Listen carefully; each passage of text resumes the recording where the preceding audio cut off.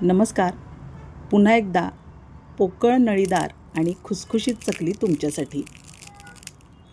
बघा कशी छान अगदी पोकळ नळीदार आणि खुसखुशीत झाली आहे. उपवासाची बनाना चकली बघतोय आपण.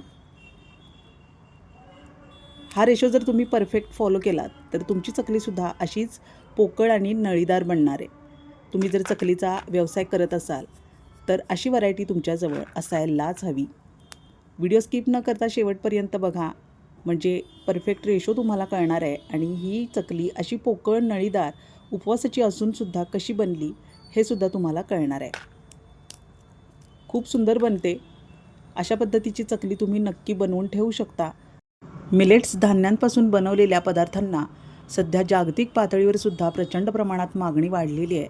त्यामुळं या रेशोप्रमाणे जर तुम्ही चकली बनवली तर अगदी तुम्हाला सहज मार्केट उपलब्ध होऊ शकतं. व्यवस्थित रेशो सांगणार आहे, व्हिडिओ स्किप न करता शेवटपर्यंत बघा. उपवासाची बनाना चकली आहे ही, त्यामुळं कच्च्या केळीऐवजी एक वेगळं साहित्य वापरणार आहोत आपण. त्यासाठी पिठं कोणती लागणार आहेत ते आधी बघूया. याच वाटीच्या प्रमाणात आपल्याला सगळी पिठं मोजून घ्यायची आहेत, त्यामुळं तुम्हाला समजणं सोपं जाईल. वरीपीठ घ्यायचं आहे. हे रेडीमेड वरीपीठ आहे, त्यामुळं अगदी फाईन आहे. या वाटीच्या प्रमाणात 2 वाटी पीठ लागणार आहे. तुम्हाला जर जास्त प्रमाणात बनवायची असेल तर हेच प्रमाण तुम्ही दुप्पट किंवा तिप्पट घेऊ शकता. वरीपीठ आधी मोजून घेऊया. 2 वाटी वरीपीठ लागणार आहे. मोजूनच घ्या. सगळं साहित्य आपल्याला व्यवस्थित मोजून घेतल्यामुळे चकली अजिबात बिघडत नाही. आता त्यानंतर राजगिरा पीठसुद्धा लागणार आहे. 1 वाटी राजगिरा पीठ घ्यायचं आहे. 2 वाटी वरीपीठ आणि त्यासाठी 1 वाटी राजगिरा पीठ घेतले आपण. आता हे सगळं मिक्स करून घेऊया. सैंधव मीठ आहे हे 1 चमचा. उपवासाची चकली असल्यामुळं यात मोजकं साहित्य टाकले. त्यानंतर चवीसाठी पाव चमचा पांढरं मीठसुद्धा टाकायचं आहे. ही आहे जिऱ्या मिऱ्याची पावडर. उपासाला तुम्हाला मिरे चालणार नसतील तर फक्त जिरे पावडर टाकली तरी चालणार आहे. छोट्या चमच्यानं 2 चमचे जिरे मिरे पावडर टाकली आहे. आता कच्ची केळी लागणार आहेत, पण त्याऐवजी आपण हे केळीचं पीठ वापरायचं आहे, म्हणजेच बनाना पावडर. ही तुम्हाला ॲमेझॉनवर सहज उपलब्ध होणार आहे. पण तुम्हाला हे उपासाचं प्रीमिक्स जर आमच्याकडून पाहिजे असेल तर डिस्क्रिप्शन बॉक्समध्ये नंबर दिलेला आहे, त्यावर तुम्ही व्हॉट्सॲप करून मागवू शकता. आता हे सगळं साहित्य मिक्स करायचं आहे. यामध्ये आता तुम्हाला जर तिखट चकली हवी असेल तर काश्मीरी मिरची पावडर 2 चमचे टाकायची आहे आणि हे आहे 1 चमचा लोणी.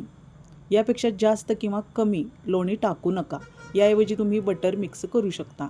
आता गरम पाणी टाकायचं आहे, पण गरम पाणी नेमकं किती टाकायचं यासाठी याच वाटीत मी तुम्हाला गरम पाणी मोजून दाखवणार आहे. 1 वाटी गरम पाणी सध्या तरी घेतले मी. आता हे आधी मिक्स करून बघूया. यामुळं लोणी वितळतं आणि सगळ्या पिठाला ते सारख्या प्रमाणात लागणार आहे. आता उकड काढायची काही एक गरज नाही. गरम पाण्यात आपण हे पीठ व्यवस्थित मळू शकतो. आधी चमच्यानीच मिक्स करायचं आहे. लगेचच हातांनी मिक्स करण्याचा अजिबात प्रयत्न करू नका, कारण गरम आहे हे. आता त्यानंतर मी साधारण पाव वाटी पाणी घेतले. या प्रमाणात जरी पाणी लागणार असलं तरी पाणी सावकाशच मिक्स करा, कारण पीठ सैलसर होऊ शकतं. हे पीठ ग्लुटेन फ्री असल्यामुळं ते मिळून येत नाही, त्यामुळं आपल्याला सावकाश पद्धतीनं आपल्याला हे मिक्स करून घ्यायचं आहे. हे खूप जास्त प्रमाणात मळून ठेवण्याची गरज नाही. जास्त प्रमाणात जर चकली बनवणार असाल तर आधी मळून ठेवू नका, चिरा पडू शकतात.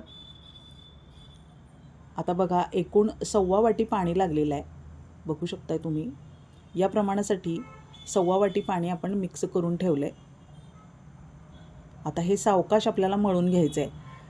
समजा तुम्ही किलो किंवा 2 किलोच्या प्रमाणात जर चकली तुम्हाला बनवायची असेल तर एकाच वेळी सगळं पीठ मळून ठेवायचं नाही आहे. प्रीमिक्स जरी तुम्ही करून ठेवलं, म्हणजेच कोरडं साहित्य जरी मिक्स करून ठेवलं तरी मळताना मात्र 1 किंवा 2 सोऱ्याचंच पीठ प्रत्येक वेळी मळून घ्यायचं आहे. आता प्रत्येक वेळी पाणी मोजण्याची गरज नाही. तुम्हाला अंदाज यावा यासाठी या प्रमाणासाठी किती पाणी लागतं हे मी मोजून दाखवलेलं आहे. तुम्ही सावकाश गोळा होईपर्यंत थोडं थोडं गरम पाणी मिक्स केलं तरी चालणार आहे. अशा पद्धतीनं गोळा बनवून घ्यायचा आहे आणि लगेचच चकल्या आपल्याला पाडून घ्यायच्या आहेत. साच्यात भरून घेतल्या आहेत मी. आता आधी बटर पेपरवर आपण चकल्या पाडण्याचा प्रयत्न करूया. ग्लुटेन फ्री असल्यामुळं याची चकली गोल बनू शकत नाही, ही तुटायलाच सुरुवात होते. त्यामुळं अशी या तुकड्यांच्या स्वरूपातच आपण चकल्या तळून घेणार आहोत. आता लगेचच झारा लावायचा नाही, तेल चांगलं कडकडीत तापलं आहे. तापल्यानंतर गॅस मिडियम करायचा आहे. मिडियम गॅसवरच चकली अगदी व्यवस्थित होऊ द्यायची आहे. 4 ते 5 मिनिटं एका बाजूंनी भाजल्यानंतर मगच ती व्यवस्थित उलटवून घ्यायची आहे. म्हणजे असे तुकडे त्याचे सहज वेगळे होतात आणि चकली आतपर्यंत व्यवस्थित तळली जाते. आता अगदी पोकळ, नळीदार आणि खुसखुशीत चकली बनण्यासाठी तुम्ही गॅस मिडियमच ठेवला पाहिजे. खूप मोठ्या गॅसवर जर चकली तळली तर ती वरून पटकन करपते आणि पोटात कच्ची राहते. आणि खूप बारीक गॅसवर तळली तर खूप वेळ तर लागणारच आहे, पण तेल पकडण्याची सुद्धा शक्यता असते, कारण आपण यामध्ये लोणी मिक्स केले. प्रमाणापेक्षा जास्त लोणी अजिबात मिक्स करू नका, त्यामुळं चकली तेलात विरघळण्याची शक्यता असते. आता बघा, ही ग्लुटेन फ्री चकली आहे, त्यामुळं ही तेलावर तरंगायला सुरुवात झाली. जसजशी चकली तळली जाईल तशी ही चकली तेलावर तरंगते. आणि भाजणीची चकली मात्र पूर्णपणे तळल्यानंतर तळाशी जाऊन बसते. आता बघू शकताय तुम्ही, पूर्णपणे तळायला सुरुवात झालेली आहे. आता ज्यावेळी आपल्याला चकली पूर्णपणे तळल्याची खात्री होईल त्यावेळी काढण्याच्या वेळी 1 ते 1.5 मिनिटांसाठी गॅस मोठा करून ठेवायचा आहे. त्यामुळं व्यवस्थित चकल्या तळल्या जातात. आता मी डायरेक्ट तेलातच चकली टाकून घेणार आहे, कारण बटर पेपरवर टाकल्यामुळं त्याचा गोळा व्हायला सुरुवात झालेली आहे. त्यामुळं अशा पद्धतीनं तुम्ही तेलातच ही चकली पाडून घ्या. त्यामुळं काम सोयीचं होणार आहे आणि पटकन होणार आहे. लक्षात ठेवा, पीठ एकाच वेळी खूप जास्त प्रमाणात मळून ठेवायचं नाही आहे. 1-2 सोऱ्यांपुरतंच पीठ मळायचं आहे. खूप जास्त वेळ अजिबात लागत नाही. गरम पाणी टाकल्याबरोबर पीठ व्यवस्थित मळलं जातं. आता थांबायचं आहे 1.5 ते 2 मिनिट. एका बाजूनं चकली तळली गेली की मगच ती उलटवायला सुरुवात करायची आहे. चकली तेलात टाकल्याबरोबर झारा अजिबात लावू नका. आता बघू शकताय तुम्ही, चकली दिसायला सुरुवात झाली आहे तेलामध्ये. अशाच पद्धतीनं ती हलकी होत तेलावर तरंगायला सुरुवात होते. आता तुम्ही उलटवून घेऊ शकता दुसरी बाजू. बघा, अशा पद्धतीनं हळुवारपणानं आपल्याला दुसरी बाजू तेलामध्ये उलटवून घ्यायची आहे. त्यामुळं अगदी छान खुसखुशीत आतपर्यंत चकली तळली जाते. खूप जणांनी मला व्हॉट्सॲपवर मेसेज केले की आमची चकली तेलातून काढल्यानंतर मऊ पडते.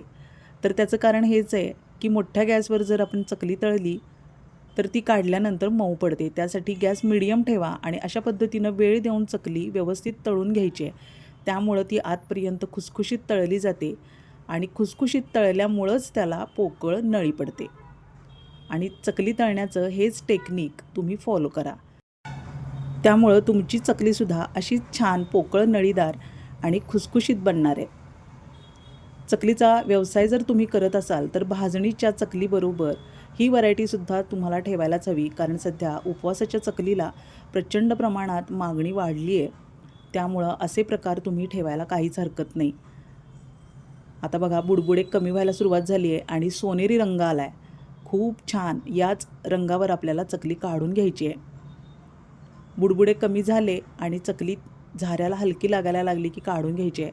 आता बघू शकताय तुम्ही, गरम असतानाच याला पोकळ नळी पडलेली दिसते तुम्हाला. चकली थंड झाल्यानंतर तर अजूनच पोकळ नळी पडलेली दिसते. आता बघू शकताय तुम्ही, मी दाखवते तुम्हाला. गरम आहे तरीसुद्धा नळी बघू शकताय तुम्ही. थंड झाल्यानंतर अजूनच ही पोकळ होते.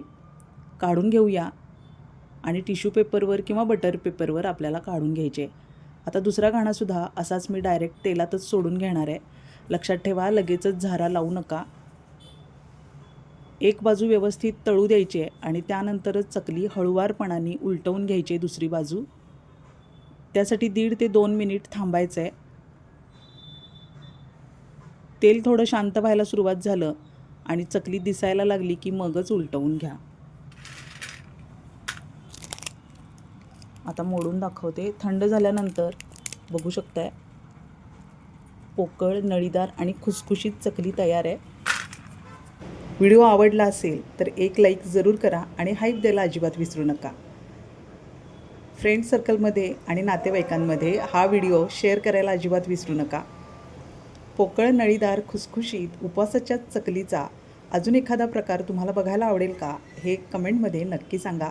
तो प्रकारसुद्धा आपल्या चॅनेलवर लवकरच मी अपलोड करण्याचा प्रयत्न करीन. पुन्हा भेटूया अशाच नवीन सुंदर रेसिपीसह पुढच्या भागात. तोपर्यंत निरोप घेऊया. धन्यवाद.